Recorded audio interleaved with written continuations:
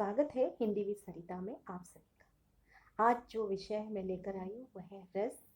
रस के प्रकार, उनके स्थायी भाव और उसके कुछ उदाहरण आज हम पढ़ेंगे। जो रस है, रस का जो अर्थ होता है वो है आनंद। जब हम किसी कविता को पढ़ते हैं, सुनते हैं या किसी दृश्य को जब हम देखते हैं, उसको देखने, सुनने या पढ़ने से जो हमें आनंद की अनुभूति होती है वही रस कहलाता है। रस के चार अंग हैं: अनुभाव, विभाव, संचारी भाव और स्थायी भाव। ये रस के अंग कहलाते हैं। रस के अंगों का मैंने एक वीडियो पिछली बार बनाया था, उसका जो लिंक है मैंने डिस्क्रिप्शन में दिया हुआ है, अगर आप चाहें तो देख सकते हैं। रस के जो प्रतिष्ठापक हैं वो आचार्य भरत मुनि। आचार्य भरत मुनि ने अपने नाट्य शास्त्र में रसों की संख्या 8 बताई। ये है श्रृंगार रस, जिसका स्थायी भाव रति है। हास्य रस, जिसका स्थायी भाव हास है। रौद्र रस, जिसका स्थायी भाव क्रोध है। करुण रस, जिसका स्थायी भाव शोक है। वीर रस, जिसका स्थायी भाव उत्साह है। अद्भुत रस, जिसका स्थायी भाव आश्चर्य है। और बीभत्स रस, जिसका स्थायी भाव जुगुप्सा है। और भयानक रस, जिसका स्थायी भाव भय। तो आचार्य भरत ने अपने नाट्य शास्त्र में रसों की संख्या 8 बताई है। बाद में आचार्य मम्मट ने इसमें शांत रस को जोड़ दिया, जिससे रसों की संख्या 9 हो गई। और इसका जो शांत रस है, इसका स्थायी भाव उन्होंने निर्वेद रखा। और इसके बाद आचार्य विश्वनाथ, जिन्होंने वात्सल्य रस को भी इसमें जोड़ा है। वात्सल्य रस का जो स्थायी भाव है वो है रति। और रूप गोस्वामी, इसके बाद जो आए रूप गोस्वामी, उन्होंने इसमें भक्ति रस को जोड़ दिया और भक्ति रस का स्थायी भाव भी रति ही रखा।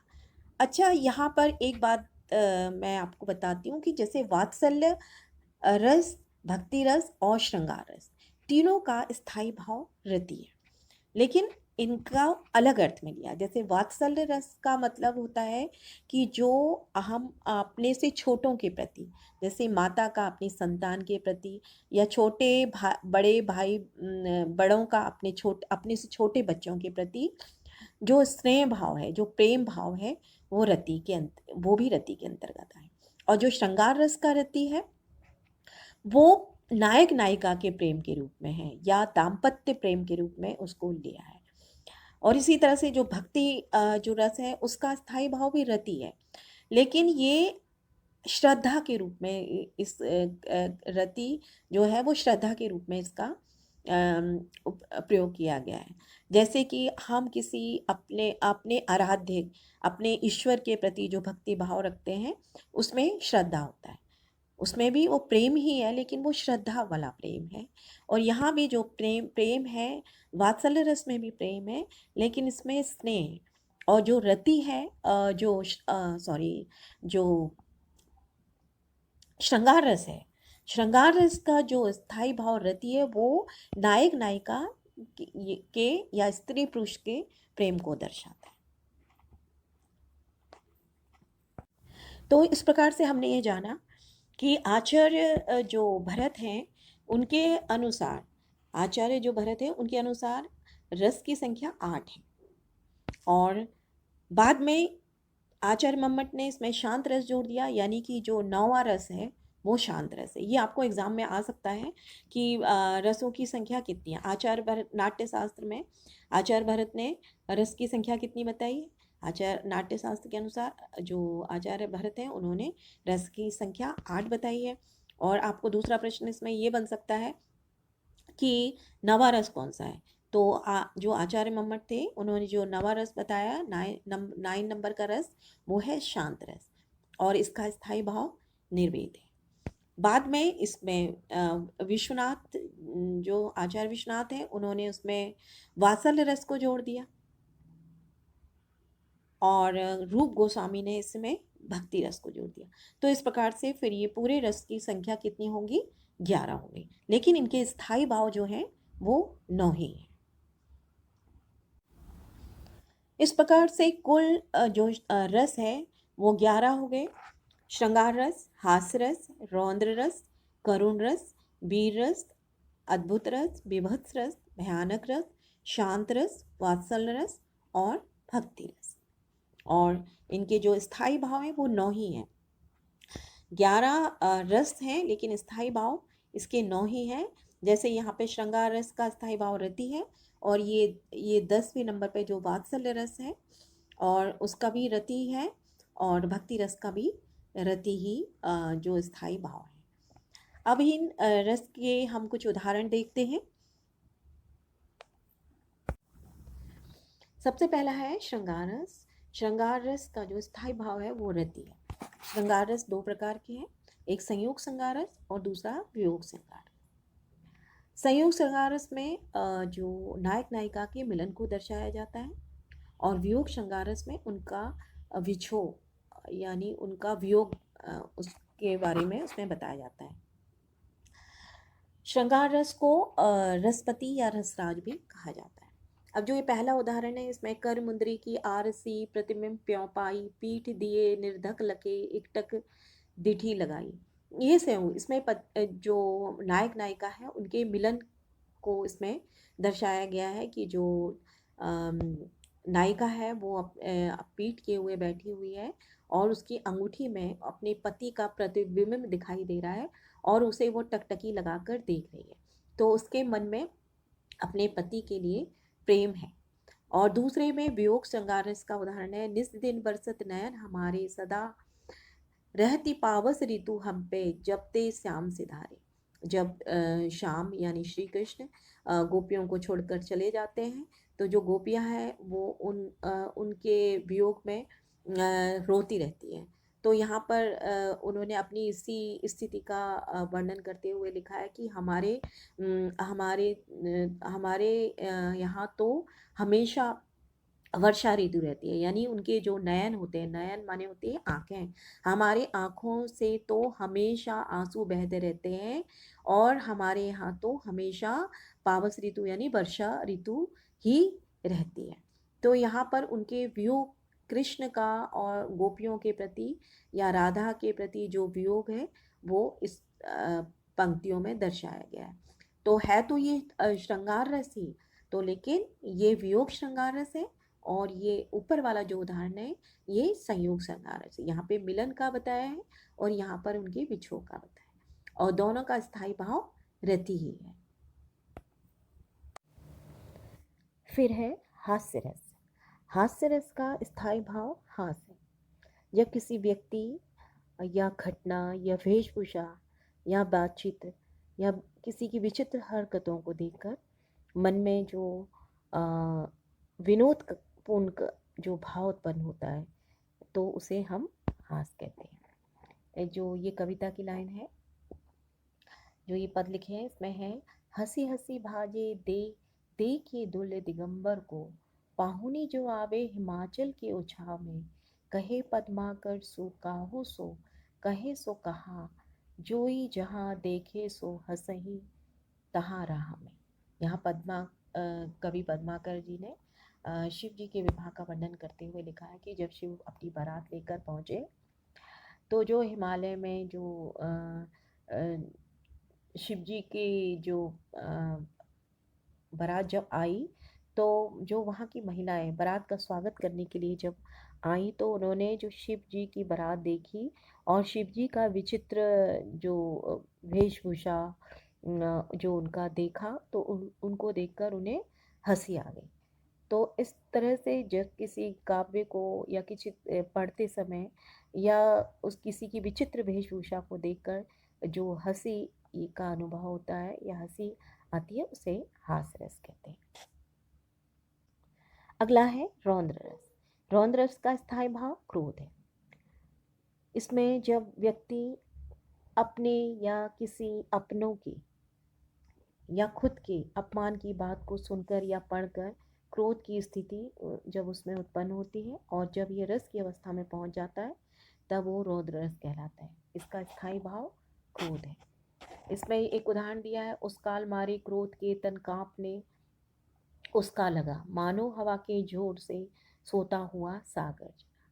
जब महाभारत का युद्ध हुआ था, उसमें जब अभिमन्यु की चक्रव्यूह में जब उसको चक्रव्यूह में युद्ध के समय चक्रव्यूह में जब उन वो वीर गति को प्राप्त कर जाते हैं, तब जब अर्जुन को इस बात का पता चलता है, तो इस घटना से उन्हें बहुत क्रोध आता है। जब उन्हें ये पता चलता है कि उनके पुत्र की युद्ध में मृत्यु हो गई है, तो उस वक्त का इसमें वर्णन किया है कि उस काल मारे क्रोध के तन कांपने लगा। जैसे ही उन्होंने सुना, तो उनका बदन क्रोध से कांपने लगा। ऐसा लगा जैसे कि सोता हुआ समुद्र, शांत समुद्र हवा के जोर से उठा हो। मतलब जब हवा तेज चलती है तो उसमें हलचल हो जाती है, इस तरह से उनके शरीर भी क्रोध से कांपने लगा।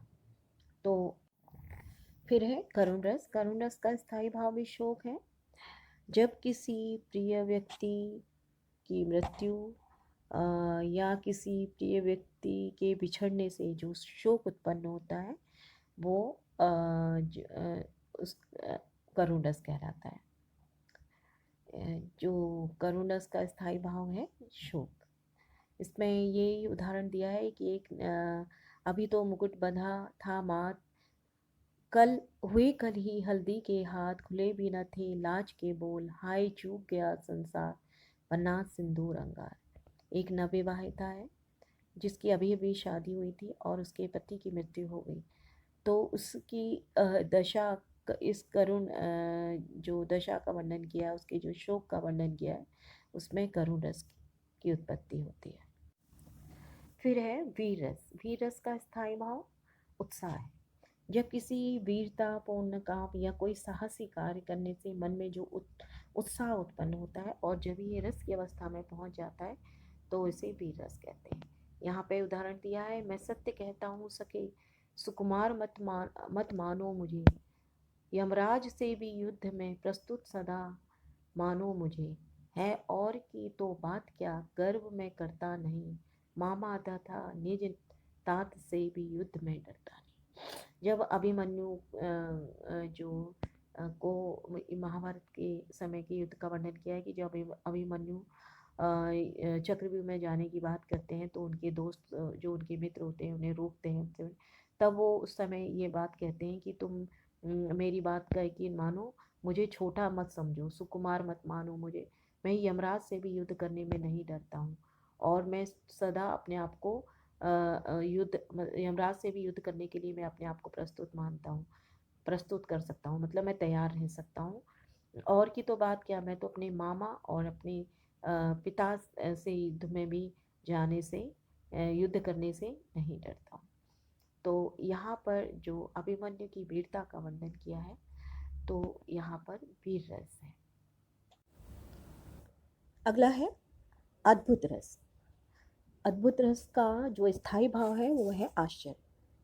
जब किसी वस्तु या घटना को देखकर मन में आश्चर्य उत्पन्न होता है, तब, और जब ये रस की अवस्था में पहुंच जाता है, तो उसको हम अद्भुत रस कहते हैं।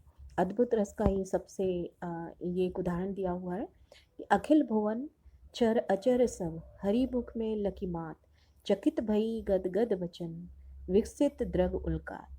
जब यशोदा श्री कृष्ण के मुंह में, जब उन्हें लगता है उन्होंने जैसे मिट्टी खाई है या कुछ ऐसी चीज़ खा ली है, तो उन्होंने बोला कि ज़रा अपना मुंह खोल कर दिखाओ, और उन्होंने अपना मुंह खोल कर जब अपनी माँ को दिखाया, तो वो ये देखकर आश्चर्यचकित रह गई कि उनके मुंह में समस्त ब्रह्मांड को देखकर और अखिल विश्व को देखकर, उनके अपने बच्चे के मुंह में देखकर वो गदगद और आश्चर्यचकित हो गई। तो ये अद्भुत रस का एक सबसे अच्छा उदाहरण है। फिर है विभत्स रस। विभत्स रस का जो स्थायी भाव है वो है जुगुप्सा। जहाँ किसी घिनौनी वस्तु को देखकर मन में ग्लानि उत्पन्न होती है, या तो वहाँ पर विभत्स रस होता है। जैसे किसी युद्ध में बिखरी हुई लाशों को देखकर, या कटी हुई सड़ी गली हुई लाशों को देखकर, खून देखकर, मांस देखकर, जब मन में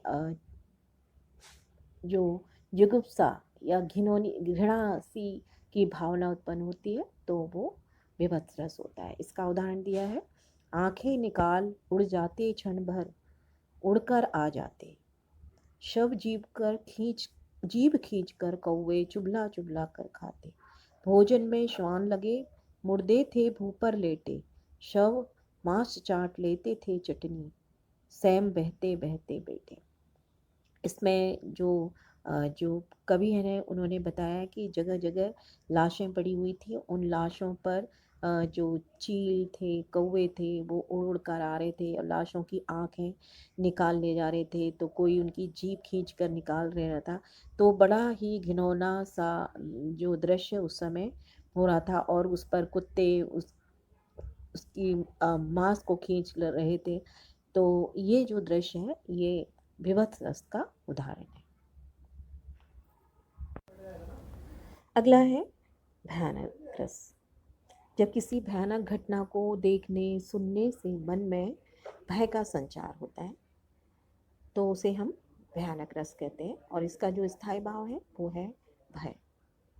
इसका यहाँ पर एक उदाहरण दिया है कि एक और अजगरी लखी, एक और मृगराज, विकल बटोही बीच में पर्यो मूर्छा खाई। बटोही का मतलब होता है राहगीर। रास्ते में एक व्यक्ति जा रहा है और उसके एक तरफ अजगर आ गया है उसकी तरफ, और दूसरी तरफ से उसने शेर उसकी तरफ आ रहा है। दोनों स्थिति में वो इतना घबरा जाता है और बेहोश हो जाता है। मूर्छा खाए मतलब बेहोश हो जाता है। तो यहाँ पर एक भयानक सी स्थिति उत्पन्न हो जा रही है, तो इसे हम भयानक रस कहते हैं। अगला है शांत रस। शांत रस जब संसार से वैराग्य होने पर, जो परमात्मा की जो वास्तविक रूप है उसका जब ज्ञान, या परमात्मा का जो वास्तविक रूप का ज्ञान होने पर जो मन में शांति मिलती है, उसको संसार से विरक्ति होने लगती है, तो वहाँ पर शांत रस की उत्पत्ति होती है। शांत रस का जो स्थायी भाव है वो है निर्वेद। इसका भी यहाँ पर एक उदाहरण है, जब मैं था तब हरि नहीं, जब हरि है मैं नाही, सब अंधियारा मिट गया, जब दीपक देखा माही। यहाँ पर कवि जो है उन्होंने इसका वर्णन करते हुए लिखा है कि जब तक मेरे मन में अहंकार था, अहम की भावना थी, तब तक ईश्वर मेरे मन में नहीं थे। अब ईश्वर, क्योंकि मैंने अपने अंदर ईश्वर को पा लिया है, तो अब मेरे मन में अहंकार, मैं का मतलब होता है अहंकार की भावना नहीं है, और जितना भी अज्ञान का अंधकार था वो सब मिट गया है। तो ये जो इस कविता में संसार के प्रति विरक्ति का भाव दर्शाया गया है। तो वात्सल्य रस का जो स्थायी भाव है वो है स्नेह, और ये भी रति के अंतर्गत ही आता है। इसमें माँ का अपने संतान के लिए, या बड़ों का छोटों के लिए, या गुरु का अपने शिष्य के लिए जो प्यार होता है वो बताया, उसके बारे में इसका वर्णन होता है, तो वहाँ पर वात्सल्य रस होता है। अब यहाँ पर एक उदाहरण दिया है, जसोदा हरि पालने झुलावे, हलरावे दुलरावे मल्हावे, जोई सोई कछु गावे। यहाँ यशोदा माता श्री कृष्ण को सुलाने के लिए उनको झूले में झुला रही हैं, उन्हें लोरी सुना रही हैं, गुनगुना रही हैं ताकि वो सो जाए। तो वो प्यार से उनको ये सब काम कर रही हैं। तो यहाँ पर ये वात्सल्य रस है, जहाँ का माँ का अपने पुत्र के प्रति स्नेह का भाव दिखला रहा है। तो इसका भी जो स्थायी भाव, जैसे पहले भी मैंने आपको बताया था कि रति होगा, रति स्नेह है, वात्सल्य है, का जो स्नेह है, लेकिन रति के अंतर्गत ही इसको रखा गया है, लेकिन स्नेह के रूप में देखा गया। फिर है भक्ति रस। भक्ति जो रस है उसमें भगवान से संबंधित प्रेम का वर्णन होता है। भक्ति रस का जो स्थायी भाव है वो भी रति है, लेकिन ये भगवत प्रेम के प्रति इसमें बताया गया है। इसका एक उदाहरण दे रखा है, मेरे तो गिरधर गोपाल दूसरो ना कोई, जाके सिर मोर मुकुट मेरा पति सोई। यहाँ मीरा जी श्री कृष्ण के प्रति अपने प्रेम को बता रही हैं। तो यहाँ पर प्रेम में श्रद्धा का भाव आया है, यानी भगवत प्रेम का दिखाया है। इसका भी स्थायी भाव रहती है। वो कृष्ण को अपने पति के समान पति मानती है। वो कह रही है कि जिनके सिर पर मोर मुकुट है वही मेरे पति जैसे ही है, मेरे पति हैं। और इस तो ये भक्ति रस का उदाहरण है।